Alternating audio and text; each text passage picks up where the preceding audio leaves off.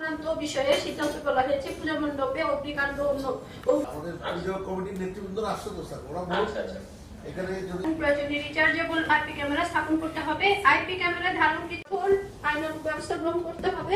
কোনো দুষ্কৃতিকারী পূজা মণ্ডপে IP camera বা সিসি ক্যামেরার সাথে সংশ্লিষ্ট ইউনো অফিস ও থানাকে সংযুক্ত করতে নির্দেশনা প্রদান করতে হবে। বাস্তবায়ন মন্ত্রী পরিষদ বিভাগ, স্বরাষ্ট্র পূজা মণ্ডপ নির্মাণকালে নিরাপত্তা, পূজা মণ্ডপ সহ প্রতিমা নির্মাণের স্থানগুলো ব্যবস্থা করতে হবে।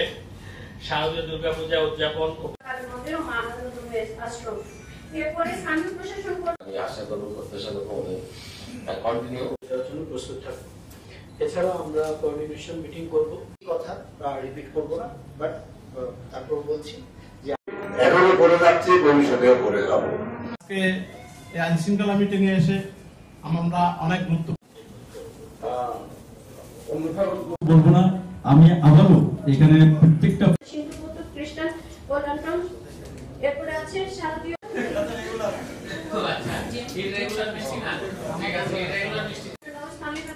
বাংলাদেশ পূজা উদযাপন পরিষদ, মহানগর সার্বজনীন পূজা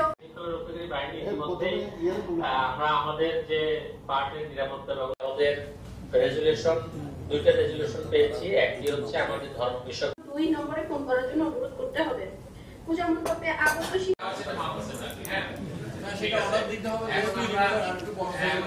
রেজুলেশন পাঠ করি, এর মাঝখানে আমাদের এসপি মহোদয় চলে আসবেন। আমাদের বাংলাদেশের স্বরাষ্ট্র কি তোমার এখানে না আছে, স্বরাষ্ট্রতে নিয়ে আসতে বলবো, আমি ওটা নিজে পড়ে দেবো। তুমি আরেকটি হচ্ছে আমাদের ধর্ম বিষয়ক মন্ত্রণালয়ের নিয়ে আসলে ওভারঅল ইনস্ট্রাকশন জায়গা পূজা মণ্ডপ স্থাপন করতে হবে। এরপরে বলা হয়েছে পূজা, এরপরে আছে শারদীয় দুর্গা পূজা উপলক্ষে ধর্ম বিষয়ক মন্ত্রণালয়ের 2/9/2025 তারিখে তাকে হয়তো গুলি করার জন্য হোক বা ধরে তোলার জন্য চেষ্টা